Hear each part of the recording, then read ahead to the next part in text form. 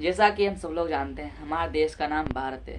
हमारे देश भारत ने असंख्य लोगों को जन्म दिया और असंख्य लोगों ने अपनी अपनी कहानी बनाई। वह कहानी जो सदा के लिए अमर हो गई। उस कहानी के चरित्र को जानना हमारे लिए बहुत ही महत्वपूर्ण है, क्योंकि वह किस लिए अमर हुई, इसमें ऐसी क्या खूबी थी इस कहानी में, वो कहानी किस शख्स की थी। क्योंकि यह वह कहानी नहीं जो आपको रास्ता चलते कहीं भी सुनने को मिल जाएगी। यह वह कहानी है जिस कहानी के चरित्र को हमें अपने जीवन में उतारना बहुत ही महत्वपूर्ण है। उस कहानी के शख्स का नाम है डॉक्टर भीमराव अंबेडकर, जिन्हें बाबा साहब के भी नाम से जाना जाता था। इनका जन्म 14 अप्रैल 1891 को मध्य प्रदेश के छोटे शहर महू में हुआ था। इनका जन्म महार जाति में हुआ था। महार जाति होती है वो सबसे निचली जाति मानी जाती है। बड़े होने पर इन्हें अनेक सामाजिक भेदभाव का सामना करना पड़ा, क्योंकि ये सबसे निचली जाति के थे।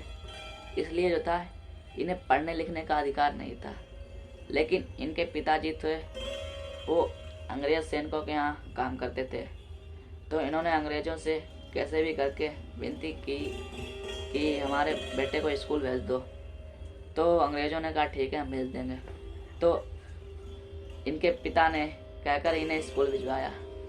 सामाजिक भेदभाव इनके साथ होते थे, लेकिन फिर भी इन्होंने अपनी पढ़ाई की, उसमें उत्कृष्टता हासिल की।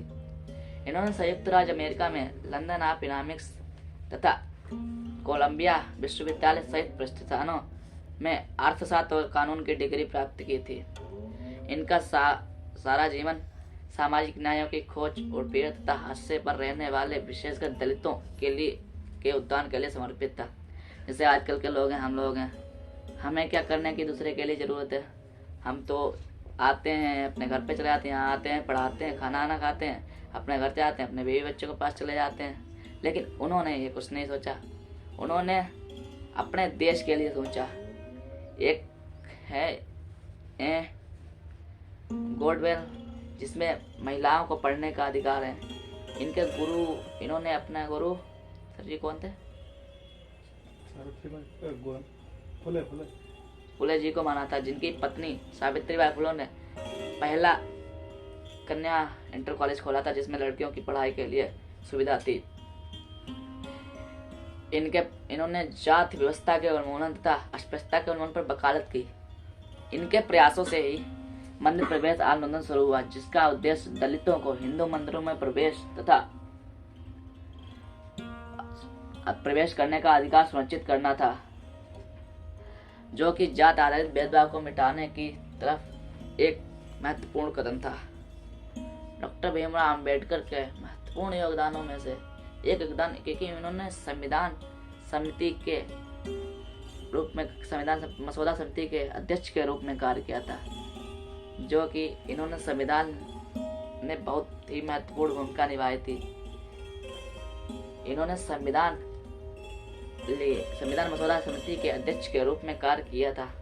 वह एक ऐसा पद है जिसने इन्हें स्वतंत्र नव राष्ट्र के मूलभूत दस्तावेजों के आकार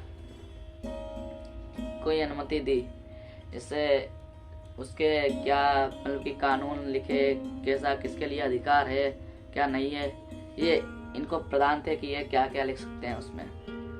लेकिन सही,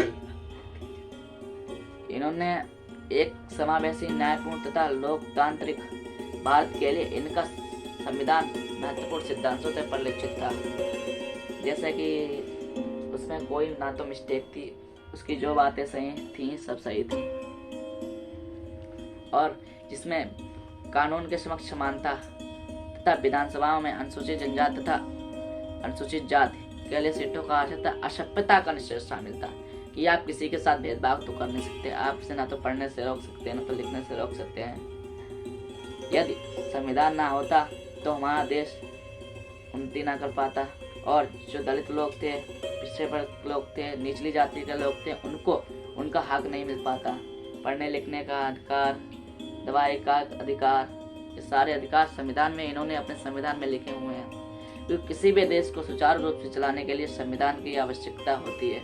यदि संविधान ना होता तो आज देश, हमारा भारत देश भी सुचारू रूप से काम नहीं कर रहा होता।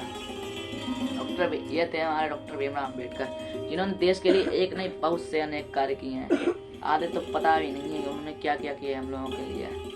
इनके चरित्र को हमें अपने जीवन में उतारने का प्रयास करना चाहिए। फिलहाल बन तो उनके जैसा सकते नहीं, लेकिन हमें उनके चरित्र को अपने चरित्र में उतारने का प्रयास करना चाहिए। धन्यवाद।